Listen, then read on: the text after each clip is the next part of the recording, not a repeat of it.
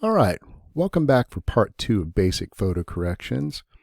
In part 1, we focused on getting the resolution and the dimensions that we needed for our output. We took a look at the crop tool and getting things squared up just right, and then we examined the values in the image using a histogram panel and determined that we needed to make some adjustments, and we used the levels to do that, a levels adjustment layer to improve the contrast in the image. And one nice thing about improving the contrast in the image, getting the darks and lights set just right, is you actually increase the sharpness of the image as well. So let's turn our attention now to the color cast. This thing has a bluish cast on it, and the reason it does is because when I took the photograph, I had a polarizing filter on the lens, and I was in shadow, taking a shot of the subject in shadow, and polarizing filters will sometimes give the image a bluish cast, and so that's what I've got on my hands here. So I've got to improve that a bit. So let's turn our attention to color. And so after you establish better values in your image, then you can go and fix color, any color issues that you have. In this case, what we're going to do is just add an adjustment layer above our levels adjustment layer.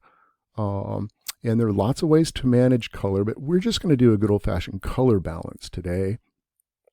And color balance, when you look at it in the properties panel here, we've got kind of 3 sliders, right, between 6 colors. Like we've got cyan versus red, magenta versus green, yellow versus blue. They're kind of opposites. And so we're going to try to push one of these sliders in the direction that's going to give us better color. And if we really examine what's going on in the image, it's not really a blue cast as much as it is a cyan cast. So that's really what the doctor ordered here. In fact, I'm going to bring up my histogram again so you can kind of watch how the cyan and red interact to improve the color in this image. All right, so check this out. If I move that slider, and I want you to realize also, folks, that there's I can affect the shadows or the highlights, or the default is midtones. And most of my problems here are in the midtones, and maybe a little bit in the shadow, but I'm going to focus on midtones. So I'm going to grab that slider between cyan and red and move it away from cyan, so less cyan and more red. And if you watch the histogram as I do that, it really brings those together, and you'll notice that that blue cast starts to disappear, right? And so now I've got the color of stone that actually makes sense. It's more gray than blue, right? And I've had to really push it over to get it to even out. Okay, so that was a lot of extra cyan in this image that I just eliminated. So you can also take a look at these other sliders, make sure. Yeah, I think the balance between magenta and green is correct. You might think, okay, well, maybe I'll push that a little bit more towards yellow. The trouble with like increasing the yellow is that arch in the background becomes even more vibrant, and we're trying to keep things more subdued in the background. So I'm going to leave these other sliders pretty much where they are, I think. Just move things away from cyan to get rid of that kind of bluish cyan cast. Okay, so now that looks a lot better. It looks like stone. It looks like what I remembered that stone looking like, gray rather than blue. Okay, now that I've got the color on the wall the way that I want it, I'm going to turn my attention to the yellow color of the archway in the background. I want to tone that down a bit so that my viewer can really focus on what's in the foreground. So I'm going to switch to the background layer. It's important that you know what layer you're on, right? Very important. I want to switch from the adjustment layer back to the background layer because that's where these pixels are. I'm going to make a quick marquee selection of that area. Let me zoom in a little bit here so you can see. And I'm isolating it because I don't want to select colors from the entire image, just from this corner. Okay, so image, adjustments, replace color. This can be really handy. Isolate a color and then change it on the fly. So what I'm going to do is use this eyedropper to select a yellow and reduce the saturation a bit, right? And so I didn't get all of the yellows. What I'm going to do is hit the Add to Sample eyedropper and click on a few more of those bright yellows to remove them. Voila. Yeah, and I can adjust the hue slider to change the color entirely if I want to. I think the color's okay. It's just I wanted it to be less saturated. All right, I'm going to click OK. And so now I'm going to hit Command D to deselect that. All right. So now that archway is not quite as loud as it was. Okay, so now let's do a little bit of fine tuning here. On these carved letters in the foreground, I'm going to zoom in a bit because I want to increase some of the highlights along the edges of these. Again, kind of increasing the contrast. So I'm going to get the Dodge tool. The shortcut for that is the O key on the keyboard. And it's really important that you pay attention with this, the dodge and burn tools where you're darkening and lightening things. In this case, the dodge tool lightens values. So I want to make sure that the exposure percentage isn't super high. Like I think normally the exposure is set to like 50%, and that's way too high. I'm going to set it, I usually start around 10%. If I need to, I can increase it from there. All right, and so you adjust your brush size. Again, I'm going to zoom in a little bit here so you can see a little better. I can adjust my brush size with the bracket keys, right? Right bracket makes it larger, left bracket makes it smaller. And I'm just going to click and drag along the edge of that highlight. See how it brightens it? Now, you may need to, depending on what it is that you're brightening, change your brush to a soft brush or a hard brush. In this case, this is these are not like crisp details, so I'm using just a very small kind of softer brush. But I could adjust like the hardness of that brush a little bit, given the fact that we're dealing with stone rather than pillows or marshmallows, right? So I'm just very conservatively changing these values, right? I don't want to do too much. Like if you zoom out and you've done this and it looks like you've gone too far, it's too garish, then undo it. And lower the setting on your brush.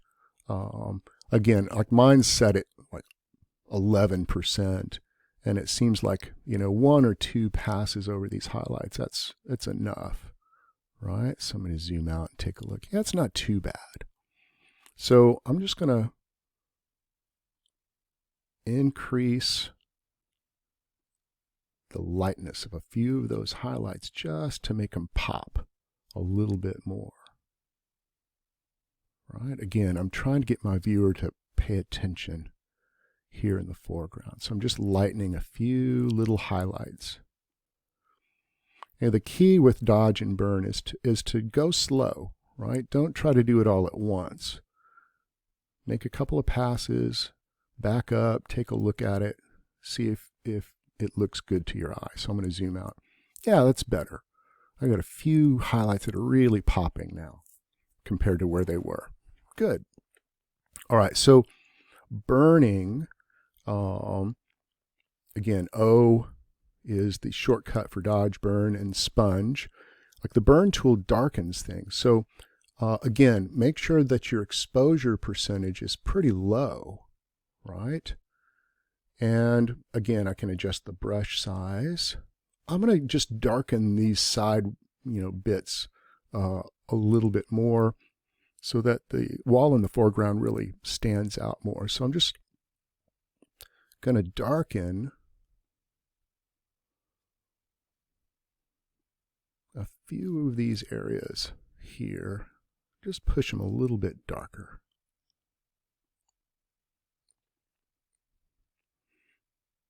So that, again, the wall in the foreground is a little more prominent, right? Okay. Pretty cool.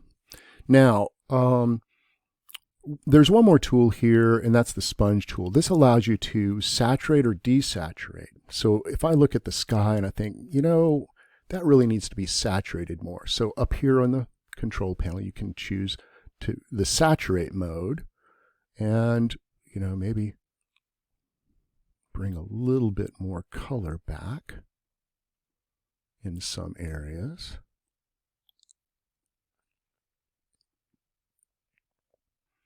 Or you might decide, like, kind of the depth of field in this photo, like I get a bit of a halo of cyan around the edge over here. So I might decide to reduce the size of my brush and go and desaturate that area, right?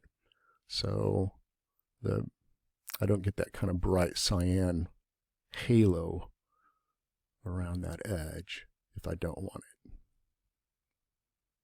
Okay, so saturating and desaturating, and again, like make sure that the flow is a little on the low side, so you're not doing like hitting the photo across the head with that setting. Like keep it low, and you can always increase it later if you need to. Okay, so the last thing I want to do is turn my attention to sharpening and maybe blurring some areas manually. So there are two good old-fashioned tried and true ways of sharpening and blurring in Photoshop. And I'm going to make, again, a quick marquee selection on the right-hand side of this wall, right? And I'm going to go to the filter menu and choose sharpen, unsharp mask. There are all sorts of sharpening tools here, but this is the good old-fashioned tried and true way of sharpening something, and it gives you quite a bit of control. Now, the last time I sharpened something, it was like way too much. Right? You're hoping to sharpen just enough so that it looks believable. Like you're not going to go overboard with it. So again, and depending on what it is that you're sharpening, you might be able to get away with more or less here. So I'm going to set my radius, on this to about 1 pixel. I can go a little higher than that. And if you need to, you can hit the preview button to see the before and after. Right? So that sharpens things up a bit. And of course, like you can lower the amount as well, or increase the amount.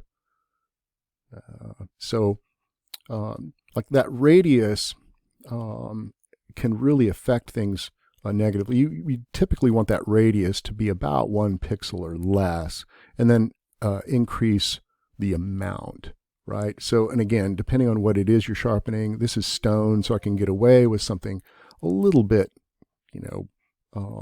higher, right? The threshold just determines like what number of pixels are going to be affected by this. Like the higher the threshold, the fewer pixels will be affected. So I think that's good for this one. Now I'm going to invert this selection. Command-Shift-I will invert the selection, right? It's the same as doing Select inverse, right? So now I've got the other side selected. I've selected the opposite. And now I'm going to blur this. Filter, blur, Gaussian blur. Gaussian blur is a good old standby, tried and true way of blurring things. And again, you know, I don't want to blur it too much. It's already got a bit of a depth of field on it. And that, again, there are more sophisticated ways of sharpening and blurring and creating a depth of field in a photograph. But this is the, you know, these are the good old-fashioned tools that are kind of the workhorse of Photoshop. So just, you know, a little bit of blur. All right, Command D to deselect. All right, there you have it. I've got the image cropped. The values are much better. The color is much better. I've kind of fine-tuned it a bit. And I think, you know, my viewer's attention is going to be on the foreground here. And that's what I wanted to begin with. So there you have it. Some basic photo corrections. Go out there and get your photo album out and get busy. All right. I'll see you guys later.